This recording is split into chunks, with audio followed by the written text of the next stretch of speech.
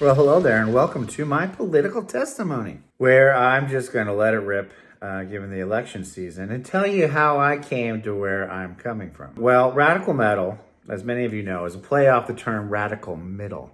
While this channel, Radical Metal, is about my passions around music and some other stuff, the radical middle part is specifically about politics. Radical middle is a term I heard my brother say once, and I immediately fell in love with it. He said, we have the radical right, we have the radical left, what about a radical middle? I took that and ran with it, and it still yields tremendous value and insight to me today. And it has also led to the three tenets of this channel, which I think are very heavily related. Bring your testimony to the table, bring dignity to the discourse, and by doing those two things, you might come to some clarity through the engagement. But why bother? So we should bother because we can't exist as a democracy if we exclude one side or another. MAGA, for example, is made up of 35% of the Republicans. The USA just does not exist if they are excluded from the discourse. And the same goes for the radical left. What remains as an outcome if we cannot have dignified discourse? From my perspective, what remains is never-ending disparagements on one side of the spectrum and maybe even civil war on the other side of the spectrum. It is my thought that one way to ensure you bring dignity to the discourse is by first bringing your testimony to the table. I made a video about that. But would like to briefly summarize here by saying, if I come to the table with my testimony, in other words, not an agenda, not to accuse, and not even to convince per se, but to share how my current perspective has been informed over the years. It is my theory that I am not threatening or putting anyone else on the defensive. I'm not taking oxygen out of the room, or leaving others at the table steaming and scheming how they will pounce back. I merely share my story, what my brain and conscious life have pulled me towards, and the downloads I've gathered with my eyes and experience. That's all. And if that's confusing, let me share that testimony now, where I will be perfectly transparent about where I stand politically. Hey, and by the way, if you find any of this triggering, I challenge you to question yourself.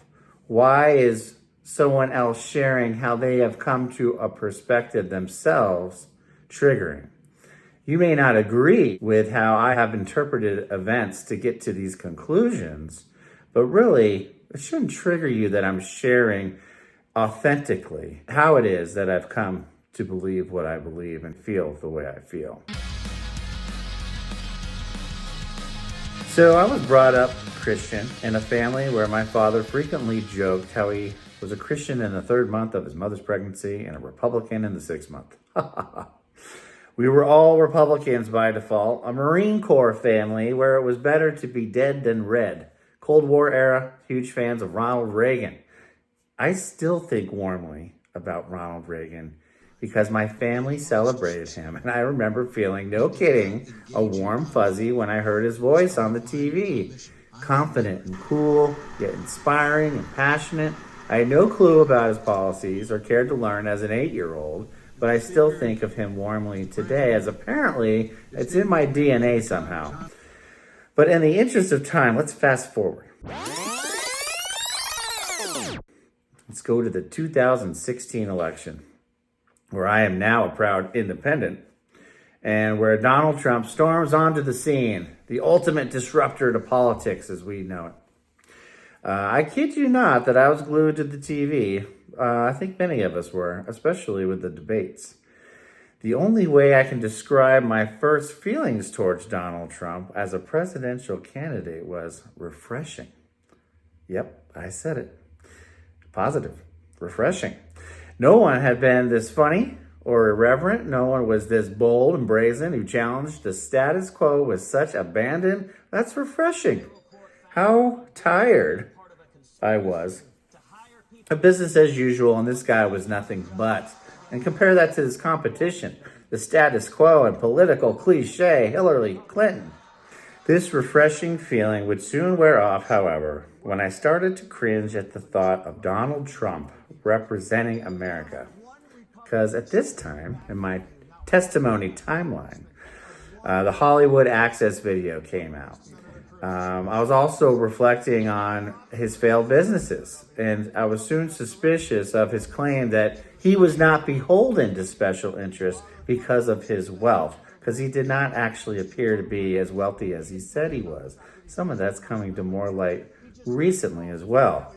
I was also suspicious that Trump may have never expected to win in the first place, but he was only running to get airtime to pump up his businesses.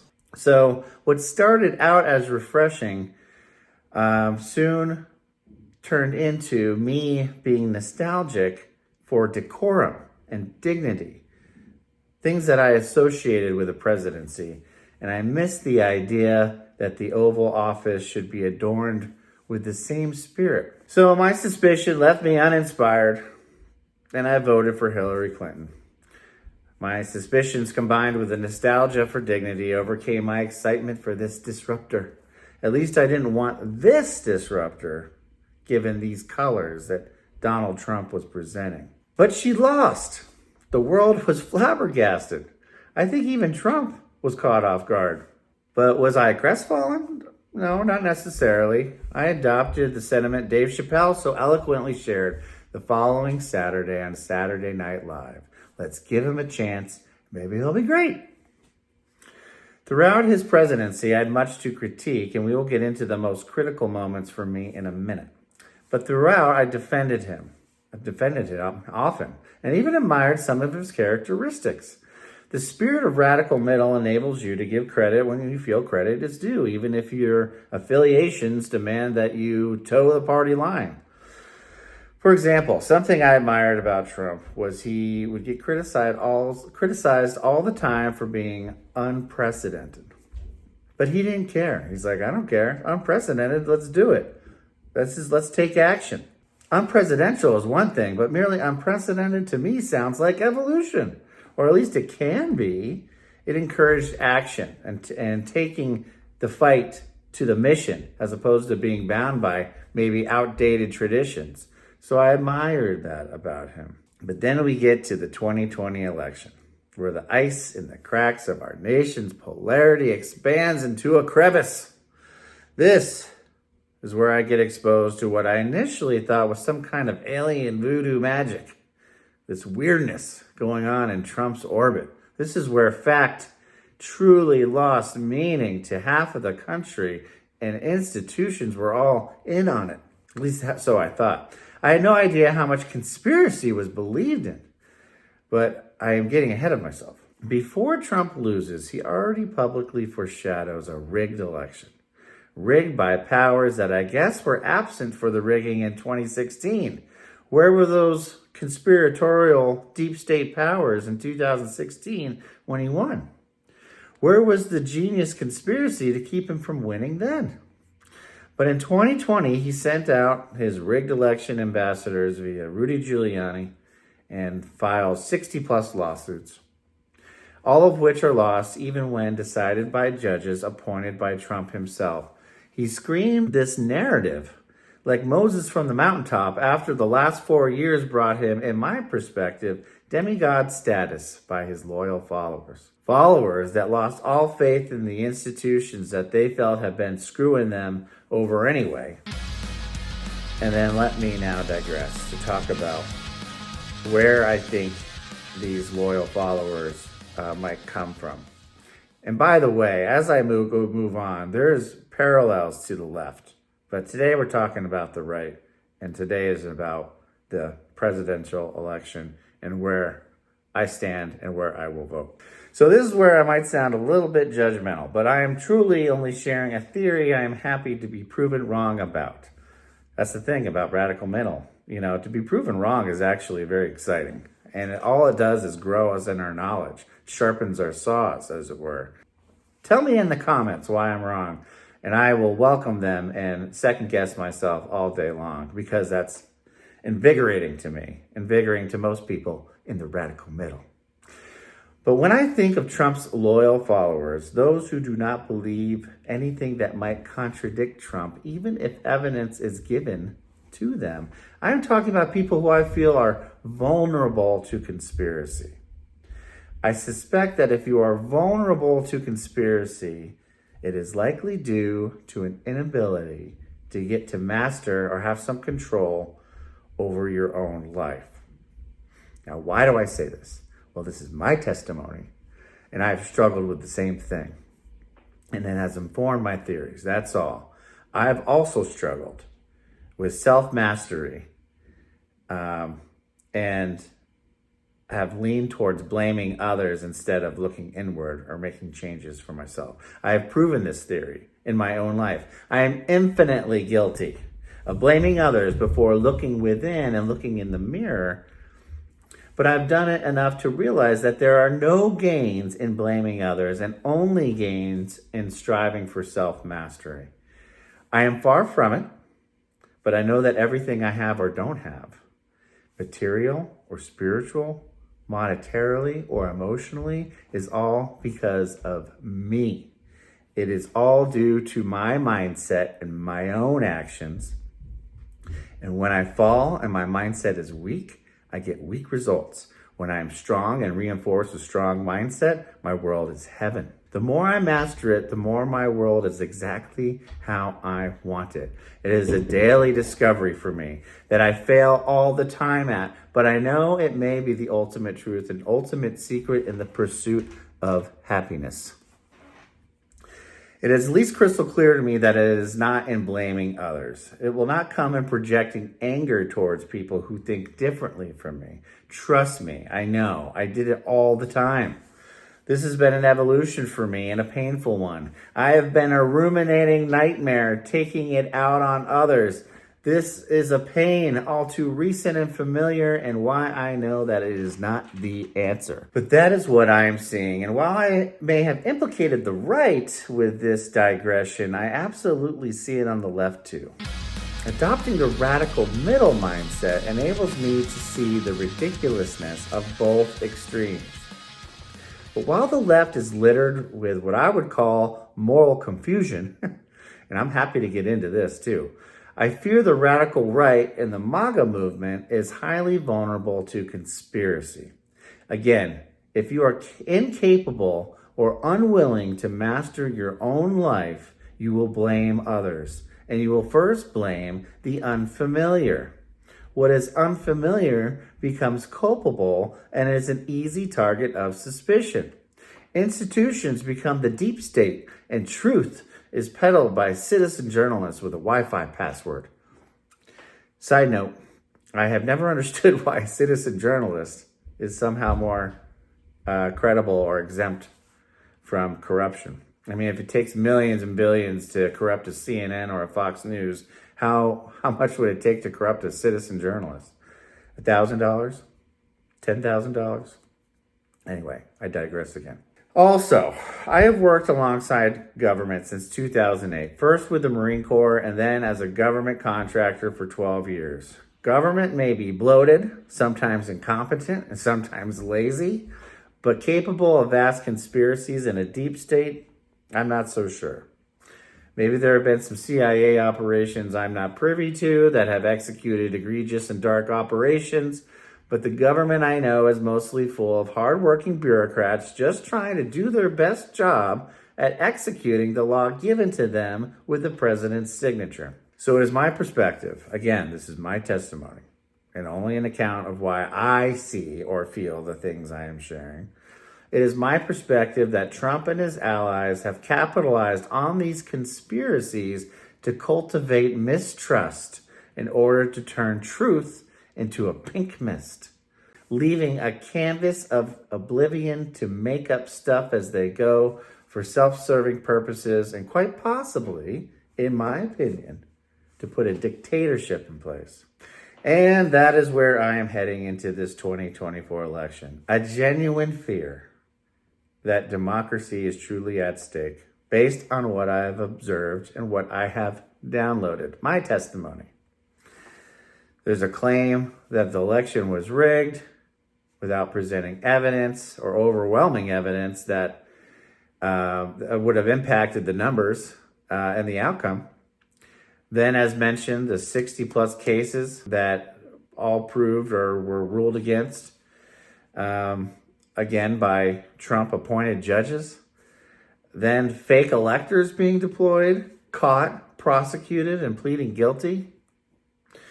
But the big kahuna for me, there's lots more to list, lot more problem areas to list. But the big kahuna for me is the phone call from Trump to the Georgia Secretary of State, Brad Raffensperger. This was the call that Trump does not dispute, by the way, but claimed it was another perfect call, where he asked for 11,780 votes. 11,780 votes because it was one more than Biden had, so he could win the state. This was the absolute deal breaker for me when Trump truly became a threat in my estimation. All I want to do is this. I just want to find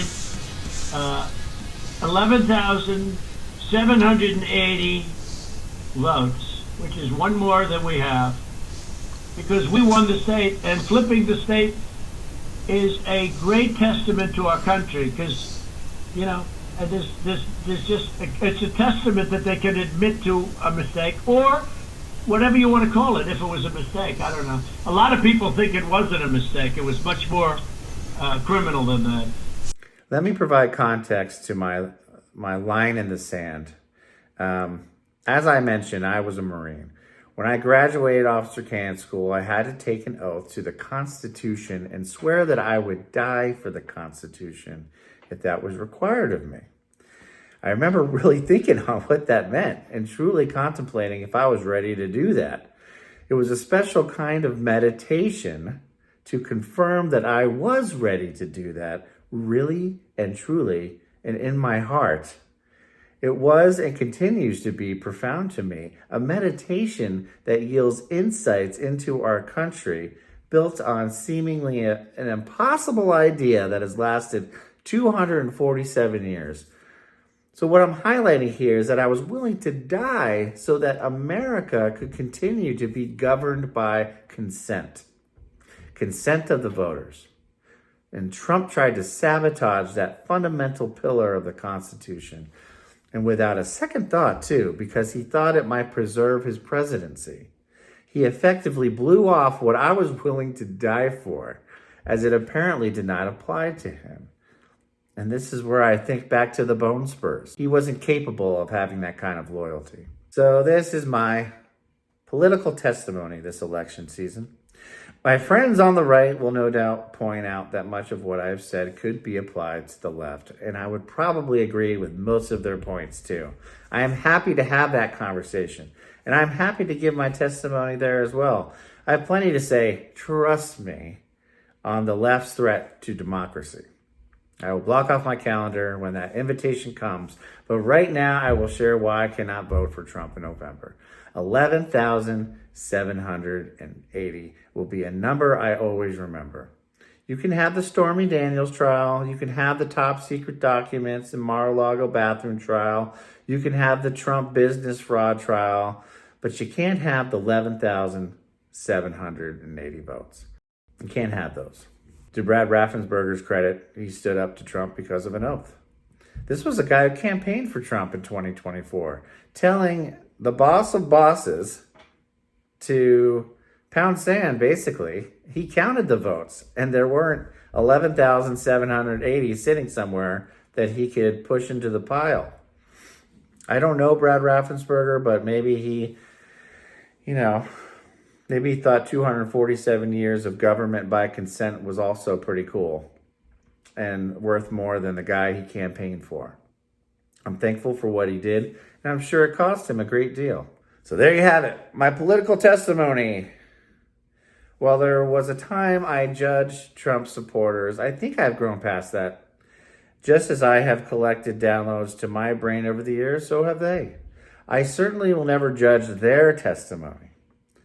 I will certainly, if they bring their testimony to the table and dignity to the discourse, I will certainly be there to listen and maybe learn something. and maybe change how I view things. And so I hope I get more chances to hear it. I hope we can share our testimonies with the dignity that I've been talking about and hopefully get some clarity through that engagement. Maybe it will not be enough to agree on much, but it might be enough to hold our democracy together. Have a great day and see you out there at the polls.